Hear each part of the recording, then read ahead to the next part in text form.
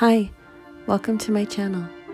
If you're new here, please be sure to subscribe and don't forget to give this video a like. Good morning. So right now I am going to get ready for work. Let's get to it.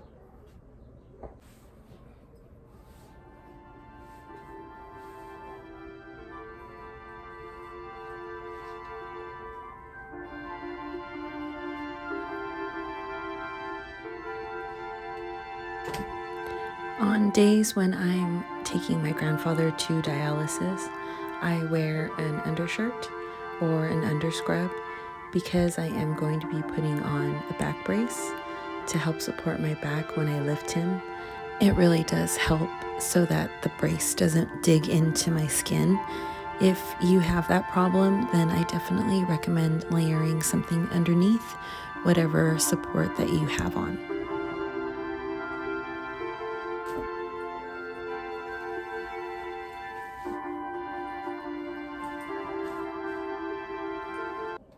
Now that I'm dressed, it's time to get Grandma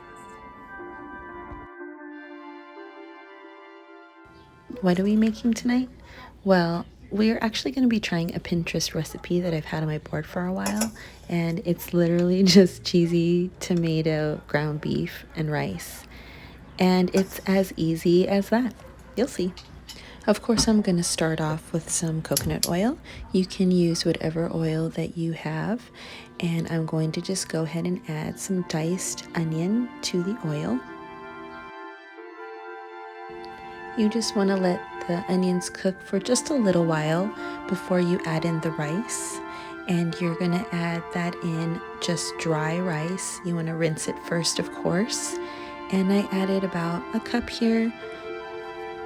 I'm also adding in some bouillon cubes, but these are tomato bouillon cubes. Instead of the chicken, beef, or pork bouillon that they have, they also have tomato ones available. And it's amazing. It's really great if you'd like to make Spanish rice, and I use it all the time for that. So I'm just stabbing it into the rice, as you can see there. Just so that it mixes well and there's no clumps of this seasoning, in the rice. You want it to be mixed very well throughout when you add the water. Now, if I could go back in time, I would do the steps just a little bit differently. I didn't really read the recipe. That's kind of what I do a lot. I just kind of get the ingredients and then I kind of get the gist of what's going on and I throw it all together. But I'm pretty sure what the ingredients say are like the steps on the recipe that's on Pinterest. The steps are probably different than what I'm doing here. I'm pretty sure you would brown the onion and the meat together first, and that's what I would do next time. I would brown those two ingredients together first just a little bit and then add the rice in and then add the liquid in all together. You'll see that I awkwardly add in the meat midway because I thought to myself, oh man, I threw in the rice. I got ahead of myself. I should have thrown in the meat and cooked that first and then cook the rice down later. Anyway, I know that might sound like a bunch of gibberish, but if you cook, you'll know what I mean. I think while I was making it, I just kind of went into like how I make my Spanish rice. Like I went into that mode, and then I realized, wait, I'm not making Spanish rice. I have like a whole thing of ground turkey off to the side that I have to throw in this thing. So yeah, but mistakes are made in cooking, and you just kind of have to go with it. Am I going to throw this whole pot of rice out? Heck no. I'm still going to use it and it's going to come together. And is anybody going to know when it's in the bowl covered in cheese? No. Okay, that's my point. So I'm just going to continue to cook this, and I'm going to be adding just a little bit of water so that the rice can get nice and soft. And after I add the water, I will be adding in a can of diced tomatoes. You can definitely use fresh tomatoes, but I'm just going to make it easy for myself and use canned tomatoes because they're already in their own sauce and that is going to add flavor to the rice that I'm making here. Here I have a total of 3 pounds of turkey. I'm not going to use all 3 pounds of turkey because the rice really will make this a much larger dish once it's all together. So I'm using about half of it, which would be about a pound and a half, and also 1 canned corn. I really hope that you try this recipe and share it with the ones that you love. They'll really be glad that you did. Here you go. What is this? It is some ground turkey and rice with corn and cheese. All right. And there you go, kiddo. They're on the table. Time to wrap up the night.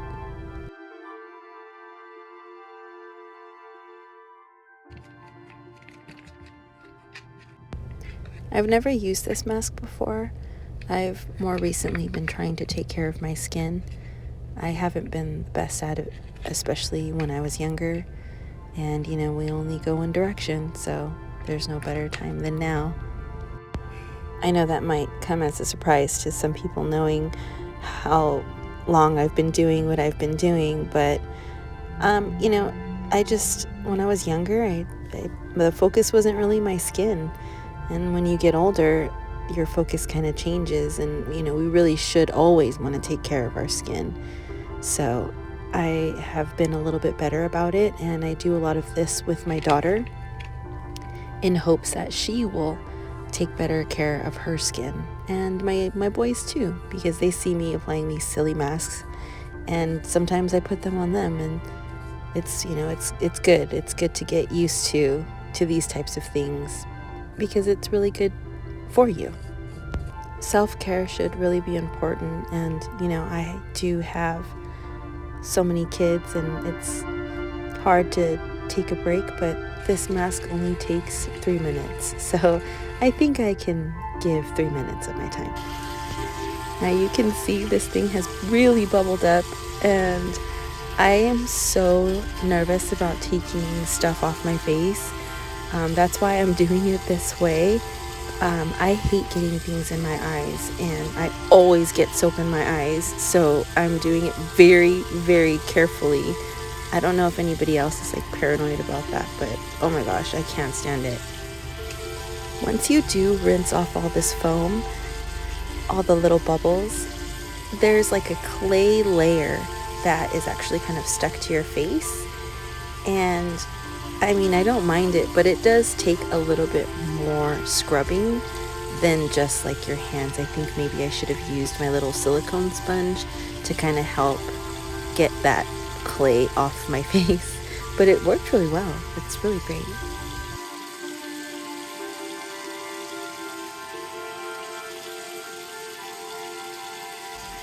After I washed all of the mask off, it did make my skin feel very squeaky clean.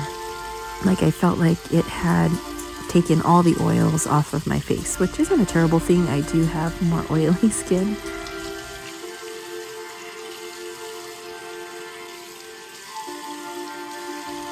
How do you wash your face? Do you use a rag? I don't particularly care for using rags to wash my body or face. I'd much rather just use my hand or like a silicone sponge.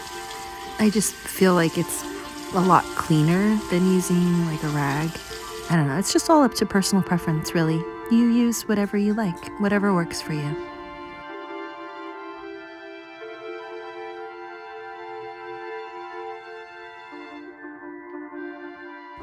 Thanks for watching.